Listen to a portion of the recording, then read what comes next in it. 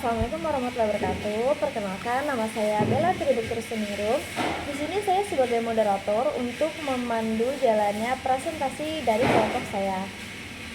Topik yang akan kita bahas kali ini itu dekat dengan kehidupan kita dan sangat relate dengan kehidupan kita sehari-hari, yang bahkan kita atau keluarga kita atau teman-teman di sekitar kita juga merasakannya, yaitu tentang pengangguran.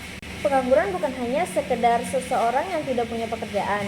Lebih dari itu, pengangguran menyentuh berbagai aspek kehidupan, mulai dari kondisi ekonomi, sosial, hingga psikologis.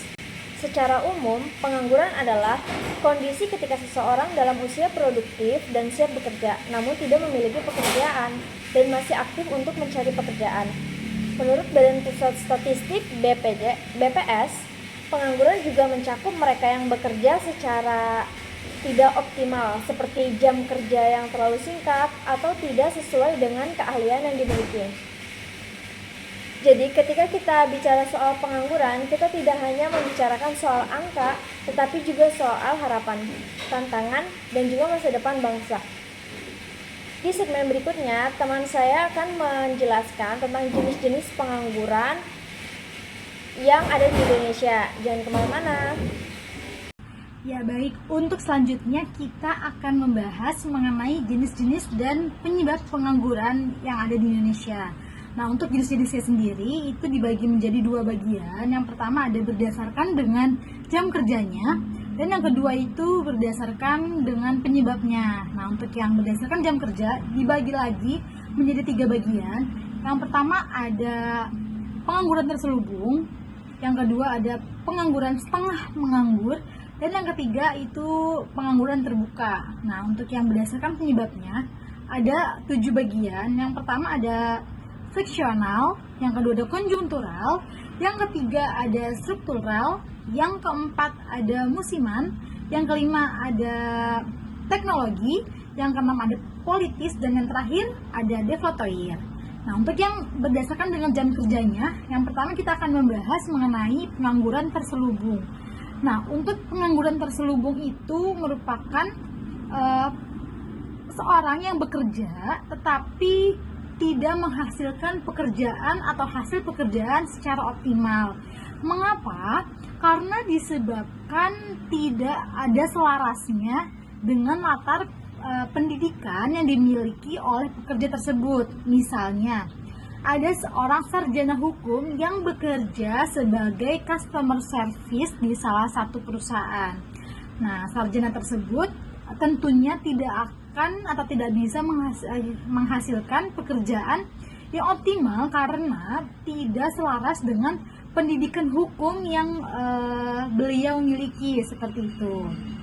Nah, untuk selanjutnya ada pengangguran setengah menganggur. Nah, jadi pekerja tersebut sama bekerja tetapi tidak memiliki jam kerja yang optimal atau yang pasti, atau juga bisa dikatakan di bawah 35 jam per minggunya. Jadi menurut Departemen Ketenagakerjaan, pekerjaan karyawan yang baik itu dalam kurun waktu seminggu memiliki kurang lebih itu ada 40 jam maksimal pekerjaan selama 1 minggu. Jadi kalau untuk yang setengah menganggur itu tidak dikatakan, hanya kurang dari 35 jam per minggunya. Contohnya adalah harian lepas atau freelancer, biasanya dipekerjakan di suatu perusahaan hanya maksimal itu 3 jam per harinya, seperti itu. Nah, untuk yang ketiga ada penganggur terbuka. Nah, untuk yang pengangguran terbuka ini adalah orang yang benar-benar tidak memiliki pekerjaan dan tidak memiliki penghasilan, serta beliau masih mencari atau menanyakan pekerjaan untuk yang bisa dia miliki, seperti itu. Dan biasanya kondisi tersebut terjadi di sekeliling kita ya teman-teman. Nah, baik, untuk yang selanjutnya ada pengangguran berdasarkan dengan penyebabnya. Yang pertama ada pengangguran friksional. Nah, pengangguran friksional itu merupakan kondisi di mana pekerja yang bekerja di perusahaan sebelumnya dan ingin melamar atau mencari pekerjaan baru di perusahaan selanjutnya guna untuk mendapatkan penghasilan yang lebih baik lagi. Seperti itu contohnya. Misalnya dari kehidupan nyata ada seorang supervisor yang ingin melamar di perusahaan lain sebagai seorang manajer. Nah, supervisor tersebut berharap di perusahaan itu mengharapkan bayaran atau upah yang lebih baik lagi dibandingkan dengan perusahaan sebelumnya. Nah, untuk yang kedua ada pengangguran konjungtural. Nah, pengangguran konjungtural ini terjadi karena adanya perubahan struktur ekonomi di Indonesia ataupun di dunia tertentu seperti itu. Nah, misalnya jika di Indonesia seperti beberapa tahun lalu ada yang namanya COVID-19. Nah, karena adanya COVID-19 tersebut mengakibatkan banyaknya perusahaan-perusahaan yang mulai mengurangi atau efisiensi beberapa karyawan untuk berjalannya operasional perusahaan tersebut karena berkurang atau menurunnya angka penjualan di perusahaan itu yang menyebabkan perusahaan mau tidak mau harus melakukan PHK kepada karyawannya. Nah, yang ketiga ada pengangguran struktural. Nah, pengangguran struktural ini terjadi karena adanya perubahan struktur ekonomi yang terjadi di suatu wilayah tertentu. Misalnya, wilayah A menganut struktur agraris sebelumnya dan berubah menjadi struktur industri seperti itu. Nah, yang menyebabkan para pekerja yang tadinya bekerja di sektor pertanian mau tidak mau harus bekerja di sektor industri dan tidak memiliki keilmuan tentang industri yang menyebabkan tidak sesuai kemauan atau pasar perusahaan tersebut sehingga menyebabkan yang tadinya para pekerja petani itu tidak bisa bekerja di sektor industri seperti itu. Nah, yang keempat ada pengangguran musiman. Nah, untuk yang pengangguran musiman itu biasanya terjadi di musim-musim tertentu, misalnya pada saat musim panen. Nah, pada saat musim panen, petani yang tadinya banyak yang menganggur itu biasanya akan lebih giat lagi dalam bekerja karena ada momen penting yaitu momen pesta panen seperti itu.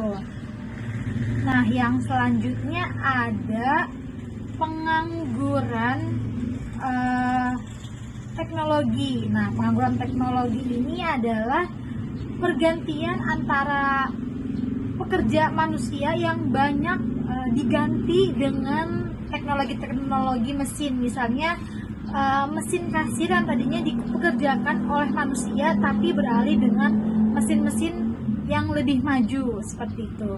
Yang keenam ada pengangguran politis. Pengangguran politis ini terjadi karena adanya peraturan-peraturan pemerintah. Untuk pembahasan selanjutnya adalah penyebab pengangguran yang terjadi di Indonesia. Yang pertama adanya ketidaksesuaian antara jumlah tenaga kerja dengan lapangan pekerjaan.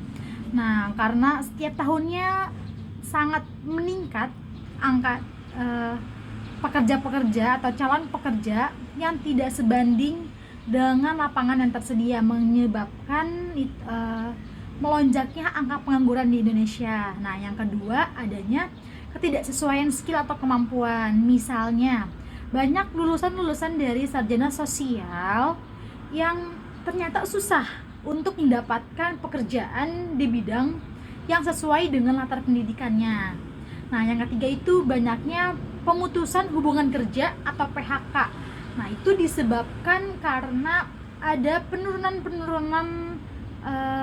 ekonomi di setiap tahunnya di suatu negara tersebut, misalnya di Indonesia seperti itu. Nah, yang terakhir adanya kurang informasi mengenai penerimaan atau informasi mengenai pekerjaan seperti itu, karena biasanya orang-orang itu atau calon-calon tenaga kerja tidak tahu untuk melamarnya di mana, untuk informasi-informasi mengenai lowongan pekerjaan itu di mana, seperti itu yang menyebabkan banyaknya orang-orang yang menganggur karena sulit untuk mencari tahu informasi mengenai lowongan-lowongan pekerjaan seperti itu. Pada selanjutnya yaitu saya akan membacakan tingkat pengangguran terbuka di Indonesia pada tahun 2024. Data yang diambil yaitu pada Februari 2024. Indikatornya yang pertama itu ada tingkat pengangguran terbuka atau TPT sebesar 5,32% dengan jumlah penganggur kurang lebih 7,3 juta dan angkatan kerja itu 137,5 juta. Tantangan utamanya yaitu di usia 15-24 tahun, lulusan menengah tinggi, wilayah perkotaan. Data tersebut menunjukkan penurunan TPT dari 5,45% pada 2023 menjadi 5,32% pada 2024. Namun, kelompok muda dan lulusan tertentu masih menghadapi kendala pengangguran tinggi, khususnya di kota-kota besar Indonesia. Untuk slide selanjutnya, dampak pengangguran bagi ekonomi dan sosial. Ada 3, yaitu penurunan pendapatan per kapita. Pengangguran menurunkan daya beli masyarakat dan pertumbuhan ekonomi. Yang kedua, turunnya penerimaan pajak.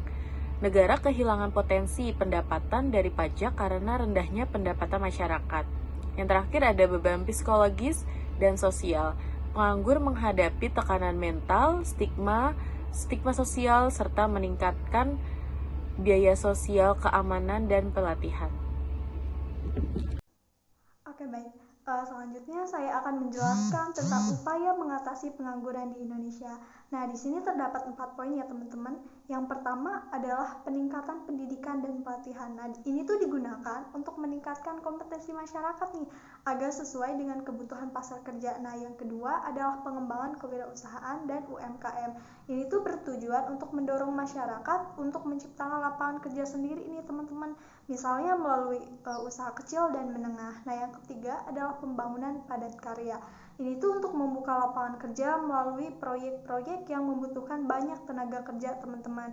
Yang keempat adalah kesempatan kerja di luar negeri. Nah, jadi pemerintah itu memfasilitasi untuk masyarakat membuka peluang bagi tenaga kerja Indonesia atau TKI untuk bekerja di luar negeri dengan seleksi dan pelatihan yang sangat ketat teman-teman. Selanjutnya, strategi pemerintah dalam menanggulangi pengangguran. Terdapat 4 poin ya teman-teman. Yang pertama adalah meningkatkan UKM dan pemberian modal.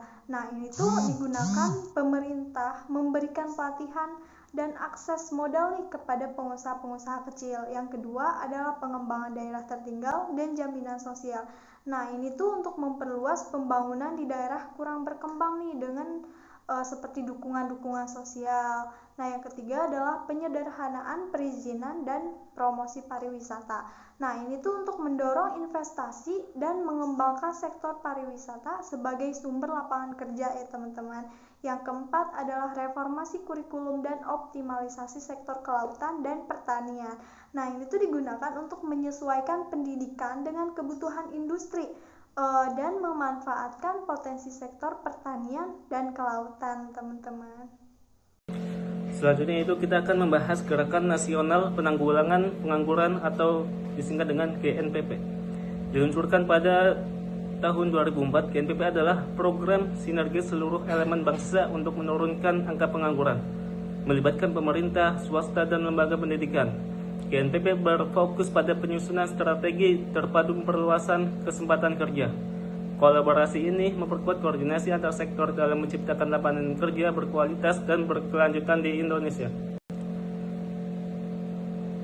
Selanjutnya itu kesimpulan dan saran kebijakan. Kesimpulan, pengangguran di Indonesia merupakan masalah kompleks yang memerlukan sinergi lintas sektor dan kebijakan konsisten guna menciptakan lapangan kerja optimal dan berkelanjutan. Untuk saran pemerintah harus memperkuat program pelatihan, meningkatkan kompetensi sumber daya manusia, serta memperbaiki iklim investasi agar pengangguran dapat ditekan secara signifikan. Peran aktif masyarakat dan sektor swasta juga krusial dalam mewujudkan pertumbuhan ekonomi inklusif. Sekian dari kelompok kami, kurang lebihnya mohon maaf. Wassalamualaikum warahmatullahi wabarakatuh.